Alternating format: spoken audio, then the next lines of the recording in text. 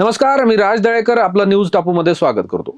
नुकतंच 17व्या लोकसभेचं शेवटचं अधिवेशन संपलं। लोकसभेत बोलताना पंतप्रधान नरेंद्र मोदी म्हणाले की आम्ही गेल्या 5 वर्षात केलेल्या कामामुळे जनता आम्हाला पुन्हा आशीर्वाद देईल। अर्थात अनेक असे मुद्दे होते ज्यात राम मंदिराचा मुद्दाही होता। हे सगळं पाहता मोदींचं संसदेतलं शेवटचं भाषण हे आगामी लोकसभेचं बिगुल वाजवणारं ठरलं असं म्हणायला काहीच हरकत नाही। त्यामुळे कालच नरेंद्र मोदी यांनी 2024च्या लोकसभा निवडणुकीचं रणशिंग फुंकले असं म्हणावं लागेल। त्यामुळे आता लवकरच भाजपकडून उमेदवारांची घोषणाही होऊ शकते। कोण कुठून उभं राहणार याची ही चाचपणी सुरुवात झालेली आहे। मात्र यात सर्वात महत्त्वाचं ते पंतप्रधान नरेंद्र मोदी हे कोणत्या लोकसभा मतदारसंघातून उभे राहतात हे पाहणं महत्त्वाचं ठरणार आहे। कारण गेल्या 2 वेळी मोदी हे वाराणसी इथून निवडून आले। त्यामुळे आता तिसऱ्यांदा मोदी कोणत्या मतदारसंघाची निवड करतात हे पाहणं उत्सुकतेचं ठरेल। मात्र मागच्या काही महिन्यांचा जर विचार केला तर मोदी यांनी महाराष्ट्रामध्ये अनेक दौरे केले, पुणे, मुंबई, नाशिक, सोलापूर। त्यामुळे मोदींचे एवढे दौरे पाहता कदाचित नरेंद्र मोदी हे महाराष्ट्रातून लोकसभेला उभं राहू शकतात असं मत राजकीय तज्ञ व्यक्त करतात। महाराष्ट्राचा जर विचार केला तर मोदींसाठी सर्वात सुरक्षित मतदारसंघ कोणता असेल तर तो आहे पुणे लोकसभा।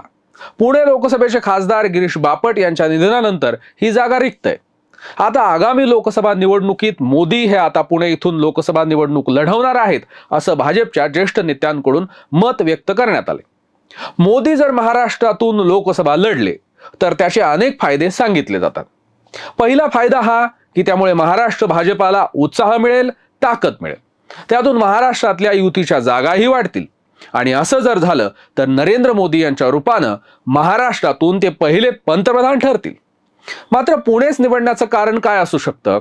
कारण जर मोदी मुंबईतून लढले असते तर ठाकरेंच्या शिवसेनेनं मराठी विरुद्ध गुजराती असा मुद्दा उपस्थित केला असता आणि त्यामुळे मराठी विरुद्ध गुजराती असं वातावरण महाविकास आघाडीनंही राज्यभर निर्माण केलं असतं।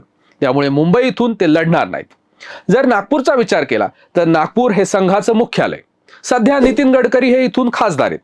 तसं पाहिलं तर नागपूर मोदींसाठी अतिशय सुरक्षित मतदारसंघ ठरला असता।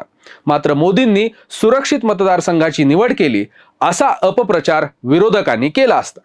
त्यामुळेच नागपूरचा विचार केला नसावा असं म्हटलं जाते। त्यामुळेच मोदींनी पुणेची निवड केल्याचंही म्हटलं जाते। महाराष्ट्राबरोबर मोदींनी दक्षिण भारतात देखील अनेक दौरे केले। एखाद्या वेळी ते तामिळनाडू इथून उभे राहतील असंही म्हटलं जायचं। मात्र दक्षिण भारतात भारतीय जनता पक्षाचं अस्तित्व पाहता मोदींनी हा निर्णय रद्द केला असावा असाही संशय व्यक्त केला जातोय। त्यातले त्यात कर्नाटक राज्यातून मोदी उभा राहू शकले असते। मात्र कर्नाटक राज्यात काँग्रेसनं एक हाती सत्ता मिळवली आणि उभारी घेतली। सध्याचं वातावरणही कर्नाटक काँग्रेसमय झाले। त्यामुळे कर्नाटकचा विचार सोडला असावा असं म्हटलं जातं।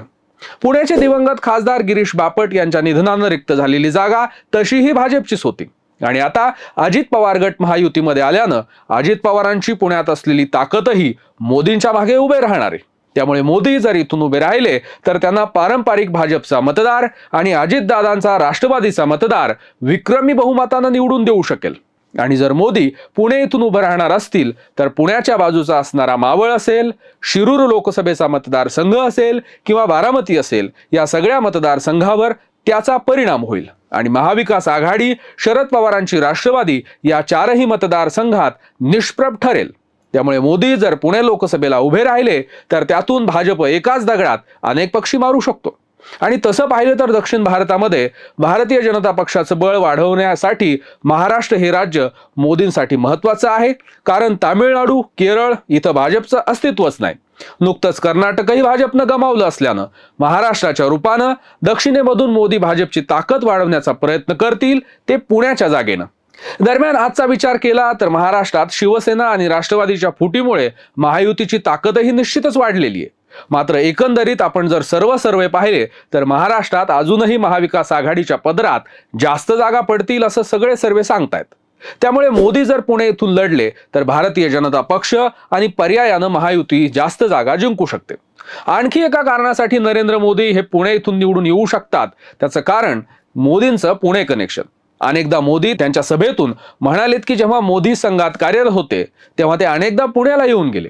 त्यामुळे त्यांच्यासाठी पुणे हे खासच आहे आणि त्यांचा कार्यकाळात त्यांनी जितक्या भेटी पुण्याला दिल्यात तितक्या आजवरच्या कोणत्याही पंतप्रधानांनी दिल्या नाहीत।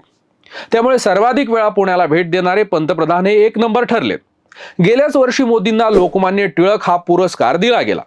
त्यावेळी मोदी यांचं ज्या पद्धतीनं स्वागत झालं त्यावरून आणि त्यांनी केलेल्या मराठी भाषणावरून मोदी हे पुणे निवडू शकतात अशी शक्यता व्यक्त व्हायला लागली होती।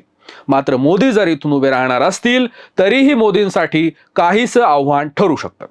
एकतर पुण्यात काँग्रेसचे पारंपरिक मतदार, त्यासोबतच शरद पवार यांचे जुने सहकारी आणि राष्ट्रवादीचे शरद पवारांवर निष्ठा ठेवणारे मतदार आणि उद्धव बाळासाहेब ठाकरे यांच्या सेनेचे मतदार यांचा सामना मोदींना करावा लागेल। नुकत्याच झालेल्या विधानसभेच्या पोटनिवडणुकीत काँग्रेसचे रवींद्र धंगेकर हे बहुमताने विजयी झाले होते। त्यामुळे काँग्रेसच्या मतदारांमध्ये आणि कार्यकर्त्यांमध्येही मोठा उत्साह निर्माण झालेला होता। म्हणूनच महाविकास आघाडी इथून ताकदीने लढू शकते असं म्हटलं जाते। मात्र या झाल्या सर्व शक्यता तरीही महाराष्ट्रातील मोदींचे दौरे पाहता मोदी पुण्यातून लढणार का हीच उत्सुकता सध्या तरी लागलेली आहे। आता मात्र वेळ झाली इथेच थांबण्याची। पाहत रहा न्यूज टापू।